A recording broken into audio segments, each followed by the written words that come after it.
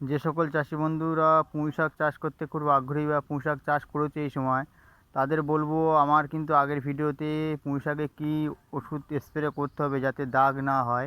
কারণ পুঁই শাকে টিপ টিপ দাগ হয় একটা, তো সেই ওষুধগুলো তোমরা স্প্রে করতে পারো। আর তা না হলে এই সময় গরমের সময় কিন্তু পুঁই শাকের দাগটা খুব বেশি হয়, তো তোমরা চেষ্টা করবে যাতে মাটি না শুকনো হয়, মাটি সবসময় ভিজিয়ে রাখার চেষ্টা করবে, তাহলে দেখবে পুঁই শাক আর দাগ হবে না। তো আমার পুঁই শাকটা আমি পৌষ মাসে বুনেছিলাম। তো আমি অল্পই বুনেছিলাম কিন্তু আমি পয়সা ভালো পেয়েছি। আমাদের এদিকে এখনও 100 টাকা পাল্লা, 5 কিলোই এক পাল্লা আমাদের দিকে পাল্লা হিসেবে বিক্রি হয়। তো আমার প্রায় শেষের পথে, আমার আগের ভিডিওতে দেখেছিলাম আমার পুঁই শাক কেমন হয়েছে। তো আমি এখানে 1 কাঠা কি 1 কাঠার একটু বেশি হবে বুনেছিলাম। তো 150 টাকা পাল্লা থেকে আমি বিক্রি করছি। হ্যাঁ, আমার কিন্তু ভালোই প্রফিট হয়েছে, ভালো পয়সা হয়েছে বা পুঁই শাকে লাভ পেয়েছি ভালো। তো এটা আমি পৌষ মাসে বুনেছিলাম, আমার শেষের পথে। 2-4 দিন তুললে কিন্তু পুঁই শাক আমার শেষ হয়ে যাবে। দেখছো আমার পুঁই শাকগুলো কেমন হয়েছে, খুব ভালো পুঁই শাক হয়েছে কিন্তু।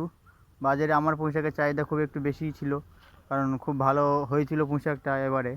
আর আরবারও করেছিলাম, আরবারও ভালো হয়েছিল। তা তোমাদের বলবো তোমরা চেষ্টা করবে যেন মাটি না শুকনো হয়। এই গরমের সময় পুঁই শাকে একটু দাগটা বেশি হয়। আমার আগের ভিডিওতে দেখে নেবে কী ওষুধ স্প্রে করতে হবে। তার পাশাপাশি চেষ্টা করবে যেন মাটি না শুকনো হয়। এই দেখছো দেখছো আমার মাটি কিন্তু ভিজে, এই যে মাটি কিন্তু ভিজে। আমি 2 দিন অন্তর অন্তর কিন্তু ছেঁচ দিয়ে দিই, শশাতেও 2 দিন অন্তর অন্তর ছেঁচ দিই, তার একসাথে কিন্তু পুঁই শাকও ছেঁচ দিয়ে দিই। কেন পুঁই শাক মাটি শুকনো হলে কিন্তু খুব দাগ এসে যায়, আর এই গরমের সময় দাগটা খুব বেশি হয়। আর আমি পৌষ মাসে কিন্তু বুনেছিলাম, ওই জন্য এখন বাহারটা আমি পেয়ে গেছি।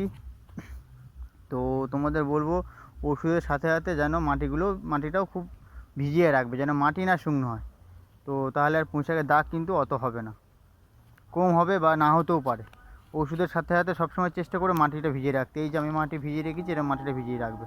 আর আমার পুঁই শাকটা খুব ভালো হয়েছে, বাজারেও আমি পেয়েছি। তো আজকের ভিডিওটা এই পর্যন্তই।